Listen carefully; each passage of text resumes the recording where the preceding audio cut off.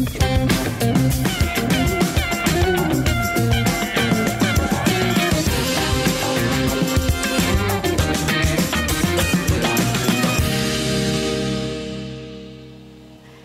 and good evening, I'm Melisa Idris. And I'm Sharaad Kuttan. Welcome to Consider This, the show where we want you to consider and then reconsider what you know of the news of the day.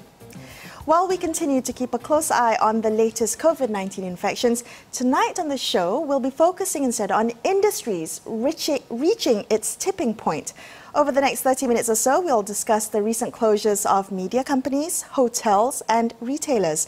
But first, let's begin with a look at the political storm brewing in Johor. According to Malaysiakini, the tension between UMNO and Bersatu could lead to snap polls in the state. Sources say that Johor Bersatu had been complaining about political appointments, including to state GLCs, had not been done in an equitable manner. Now, Johor UMNO had reportedly countered Bersatu's pressure for more appointments with the threat of state elections. Sharaad, what do you make about these increasing tensions down south? It's fascinating because on one hand, Melissa, it does reveal something about the motivations of politicians and political groupings, around questions of access to resources like GLCs. So that seems to be at the center of it. It also signals, Melissa, the question, and this was brought up by two Bersatu state assemblymen, about the nature of Bersatu's relationship in this coalition. Remember, in February, they left the Pakatan Harapan and together with one defector from PKR, joined UMNO and PAS to form, and Perikatan Nasional, so right. MICMC as well, to form, a state government. So on one hand, they thought they were going from strength to strength, but they actually found themselves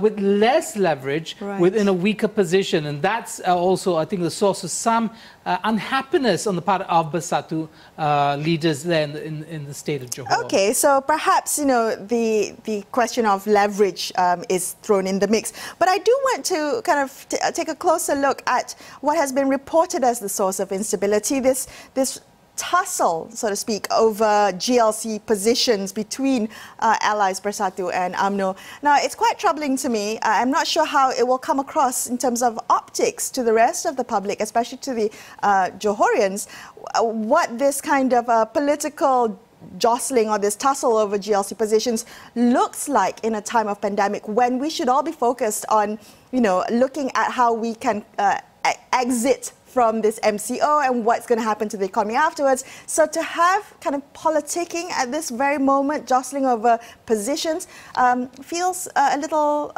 in kind of tone deaf, in my opinion. Yeah, that's also very interesting because it comes after, a statement by the Prime Minister, whose of course party is Bersatu, that people are fed up of politics. And because, that itself needs to be unpacked. But to the extent that, Johor and state dynamics differ from national dynamics, I think it's very important to look at some of the numbers. And the numbers have to do with the balance of power in the state assembly, right? So altogether, the Pakatan parties, PKR, DAP and Amanah have 27 seats. Now, if you take Bersatu out of the equation for Perikatan Nasional, you have a total of 18 seats. So Bersatu is very important, right, to establish the Perikatan, configuration, right, as the dominant force in the state. Now, Bersatu itself, as we know, is, at least at a national level, a divided party, perhaps most with Tan Sri Muhyiddin Yassin, but still a divided party. And it's very unclear. Some of these parties not very stable. So remember, I mentioned just now that it was a PKR member, Dr. Chong Fat Fun, who actually helped establish the Perikatan government of Johor. So PKR itself, with its defectors, the instability in coalitions, Bersatu divided. Maybe a state poll will help clarify where Johorians want their government to be. Well, that's true, but I wonder whether this is the right time. I know South Korea successfully pulled off an election during, observing social distancing, but in-person voting is a risky prospect at the moment. And I wonder whether, polls can be held at this time? Well, well, you mentioned South Korea, and they had a successful election, you know, choosing a new government, a new president. But they went through extensive sanitization, Sharaad. All the measures were put in place and observed. And so, yeah, and so I think Malaysians could, in fact, achieve that level of observance of these issues. Again, it would be very interesting. Maybe it'll just clarify where the state government is. I mean, instability itself is not a good, you know, a precondition for resolving the COVID problem. Perhaps, you know, sometimes politics needs to take precedence, and you need to solve that problem first. All right, we're going to keep a close eye on the developments in Johor. But in other news, publishing company Blue Ink Media announced today that it is ending both its print and digital publications effective immediately. According to its website, Blue Ink is responsible for 19 publications, including Clio, Female, Her World, Harper's Bazaar, Jelita and Marie Claire.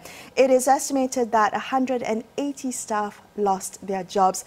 Now, this is the latest closure to hit the media industry after the Edge Financial Daily announced that it would cease publication of its daily paper, this after a 13-year run.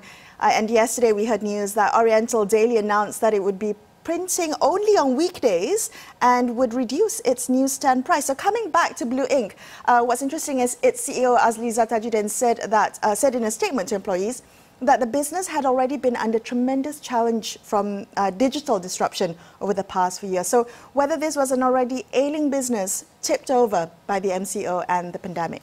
Well, clearly that seems to be the case, you know, because many people who grew up in the era of magazines and glossy magazines, women's magazines, and the women's magazines that went beyond the women's magazine format. Lifestyle, right? Yeah, yes. I mean, you know, we'll look at this with some sort of poignancy, and because it kind of ends an era.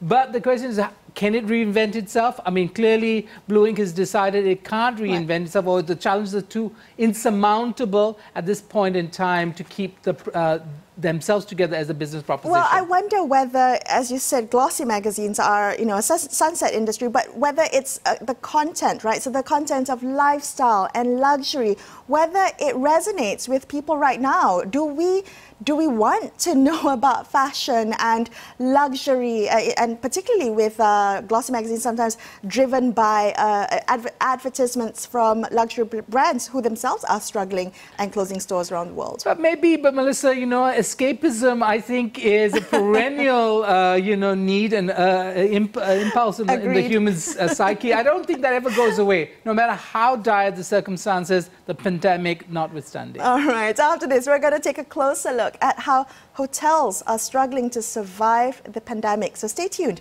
to consider this.